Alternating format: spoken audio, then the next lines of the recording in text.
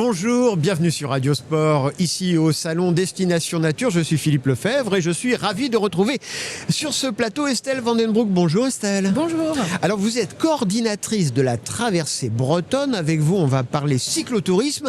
Alors tout d'abord, question toute simple. La traversée bretonne, c'est quoi ? Alors c'est un parcours cyclable qui rejoint Nantes au Mont-Saint-Michel, toujours au fil de l'eau, qui totalise 500 km, qui se fait à peu près en 14 étapes, de 25 à 50 km. Alors, on commence, ce sera du côté... Alors, on peut le faire dans les deux sens, hein ? Oui, tout à fait. On peut le faire du Mont-Saint-Michel à Nantes ou de Nantes au Mont-Saint-Michel. Moi, je recommande quand même de le faire dans le sens Nantes-Mont-Saint-Michel pour avoir cette arrivée assez grandiose au Mont-Saint-Michel où on s'en approche petit à petit dans la baie, on joue à cache-cache sur les derniers kilomètres et c'est vraiment la récompense finale de ce parcours. Moi, vous me faites peur parce que vous dites 500 km. Moi, je me sens pas du tout de faire 500 km en vélo. Ah bah pourtant, ça se fait très très bien, on se rend pas compte, mais entre faire 10 km pour aller au boulot ou faire 50 km sur une journée pendant les vacances, ça a vraiment rien à voir. Le ressenti est différent, on s'arrête, on prend le temps. Y a des guinguettes, il y a des restaurants, il y a des œuvres d'art à voir sur le parcours et tout ça, du coup, ça crée vraiment une itinérance et c'est tranquille en fait. On stoppe le temps en fait. Bon, moi, si vous commencez à me dire qu'il y a des choses à voir autour, c'est pas 5 jours qu'il me faut, c'est 15 jours pour faire ces 500 km.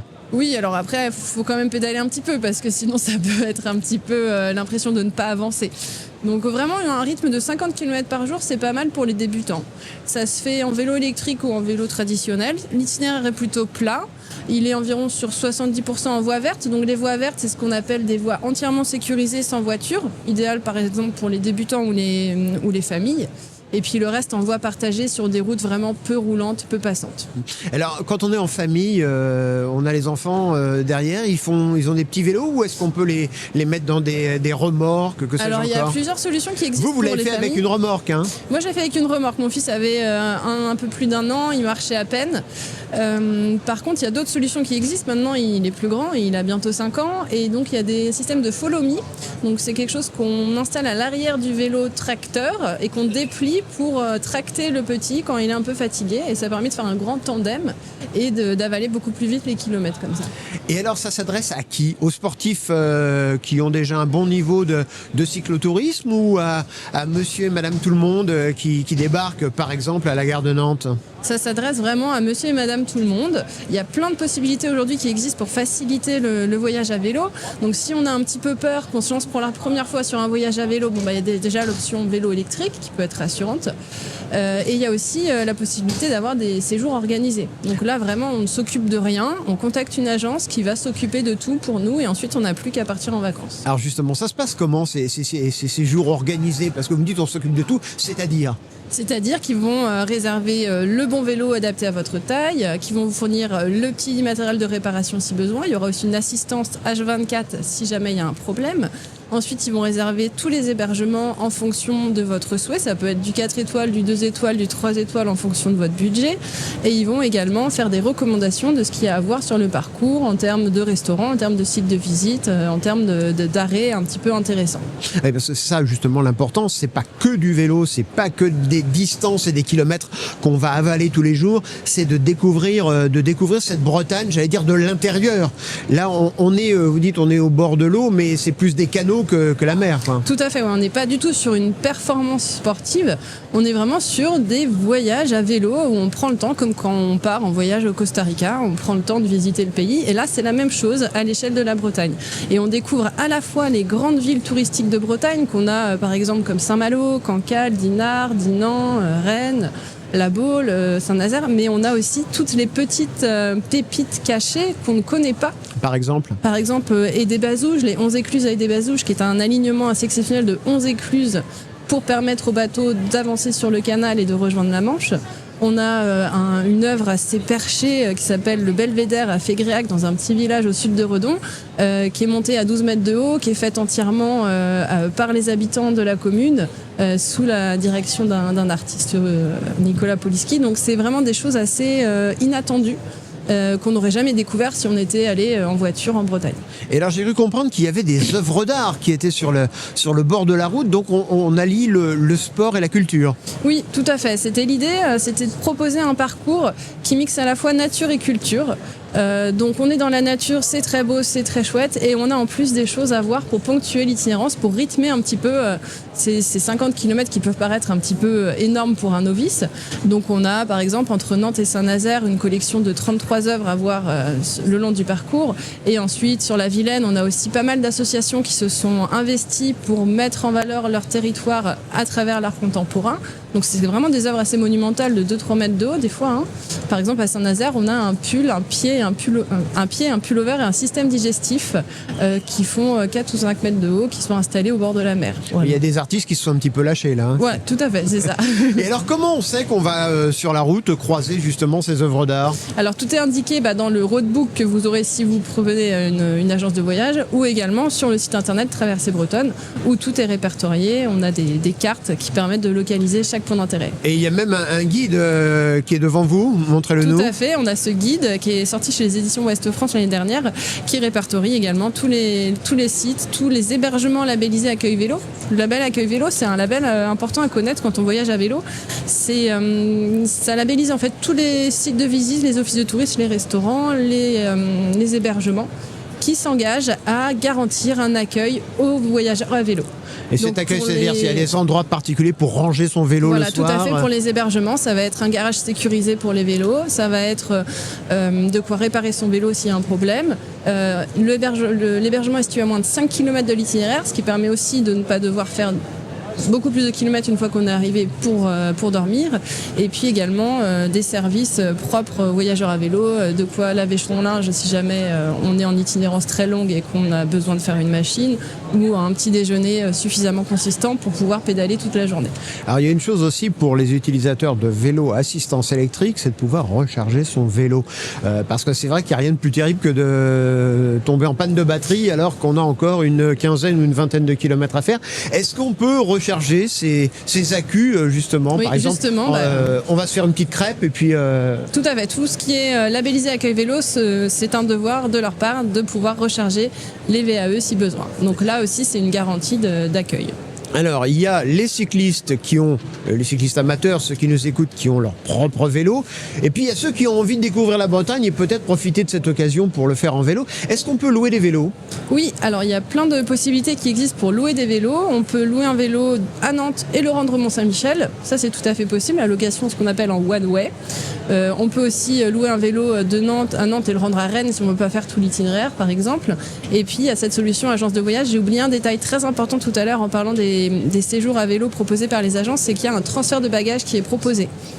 Donc là, on peut venir avec sa bonne vieille valise, on n'est pas besoin, il n'y a pas besoin d'acheter des sacs spéciaux, des choses comme ça. Tout à fait. Du coup, l'agence vous propose un vélo adapté à votre taille avec des sacoches dans lesquelles vous pouvez mettre les affaires dont vous avez besoin pour la journée, et votre valise, elle va le suivre étape par étape, jour par jour. Alors, sur ce parcours de 500 km, si on devait déterminer 2-3 incontournables, des endroits où il faut absolument s'arrêter, sinon on n'a pas raté son voyage, mais pratiquement. Ce serait quoi? Alors, pour un novice... Selon vous? Ouais, selon moi, c'est un peu dur parce que vraiment... Vous allez vous faire plein d'ennemis quand je vous pose cette question-là. L'avantage en plus du parcours, c'est qu'on a vraiment des paysages très très variés. Donc on n'est pas sur un parcours monotone. Tous les 2 jours, on change complètement d'ambiance. Le point de départ, Nantes, quand même, vaut le coup de s'y arrêter. Mais après, c'est vraiment très dur de dire que quelque chose en plus en particulier. Moi, mon gros coup de cœur, mais moi je suis pas une novice de la Bretagne puisque j'ai grandi dans les Côtes d'Armor, mais vraiment quand j'ai fait ce parcours en août 2022, mon gros coup de cœur c'était la vallée de la Vilaine, que je connaissais pas du tout, et j'étais en plein mois d'août et je me suis retrouvée un peu seule au milieu de cette nature, cette Vilaine très sauvage, pleine de méandres en fait, pas du tout ennuyante.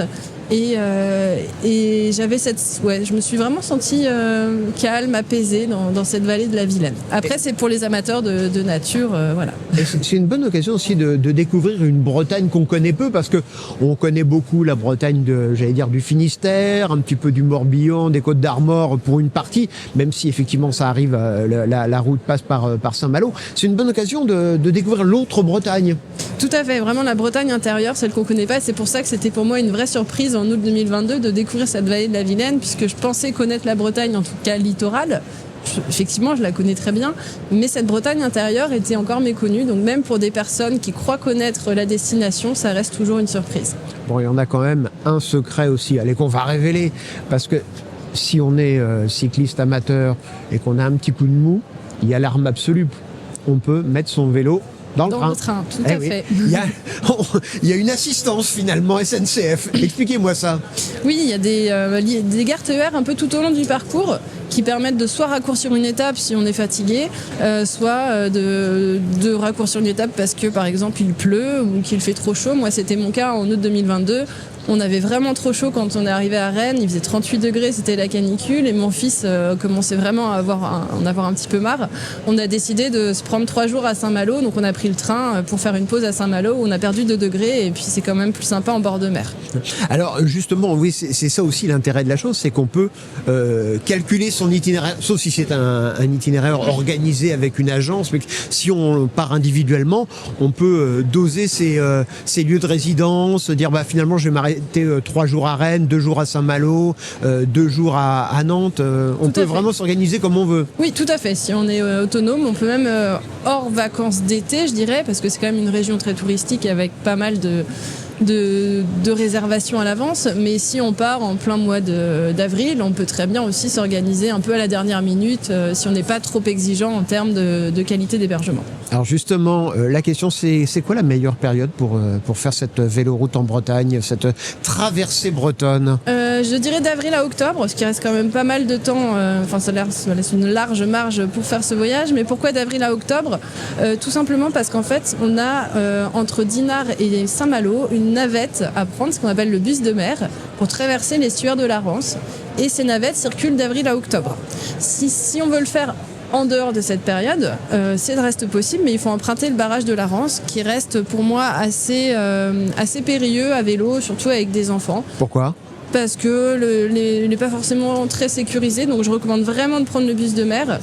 De toute façon, entre avril et octobre, il fait quand même bien meilleur pour faire du voyage à vélo.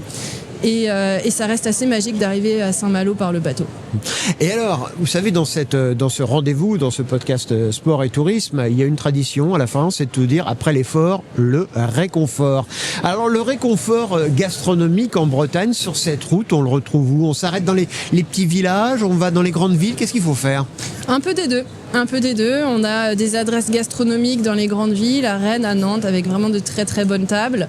On a des petites auberges tout au bord des canaux ou de la Vilaine, des guinguettes aussi, il y en a pas mal, pour de la petite restauration et surtout des boissons typiquement bretonnes comme le cidre ou le muscadet à Nantes. Ouais, le muscadet, peut-être le soir, non? En vélo, c'est pas terrible le muscadet, non? En accompagnement d'huîtres de Cancale, c'est parfait. Oui, c'est vrai qu'on a aussi les huîtres du côté de Cancale. On a les huîtres sur la côte, effectivement, de la baie du Mont-Saint-Michel, et on a également des huîtres et des moules dans la baie de Pénétin, donc côté Atlantique. Voilà, donc on ne risque pas de mourir de faim quand on fait cette véloroute. Il y a plein de petits endroits, je suppose, où on peut aussi, comme le disaient les anciens sportifs, remplir la musette de bonnes choses à manger sur la route. Oui, on a plein de marchés. On a le marché d'Hélice à Rennes, qui est l'un des plus beaux marchés de Bretagne. On a les marchés de Dinard, le marché de Dinan, de Nantes également. Donc oui, il y a plein de marchés. Des petits magasins de producteurs aussi, tout au long de l'itinéraire. Et puis... Et quelle est la cible des cyclistes? Ils ont quel profil, les cyclistes qui font la traversée bretonne? C'est ça qui est chouette, c'est qu'on a vraiment tout. On a la famille avec 2 ou 3 enfants, on a le couple de seniors retraités qui se lancent pour la première fois, et puis on a des sportifs qui veulent faire ça en 5 jours avec 100 km par jour. Ce qui est assez drôle d'ailleurs avec eux, c'est qu'à la fin on les voit et on leur demande est-ce que vous avez vu la maison dans la Loire à Couéron? Ah non, pas du tout, parce qu'en fait ils ont juste roulé, ils n'ont pas forcément pris le temps de regarder tout ce qu'il y avait à voir. Ouais, il y a 2 options, hein. Où on le fait vraiment sport très engagé, et là c'est quoi? C'est 5 jours, 4 jours, 5 jours, ouais. Et puis la version qui me correspond plus, c'est-à-dire celle où on prend son temps. Hein. Tout à fait, c'est ça. Et donc on a noté à partir du mois d'avril, on peut se lancer dans cette aventure en Bretagne.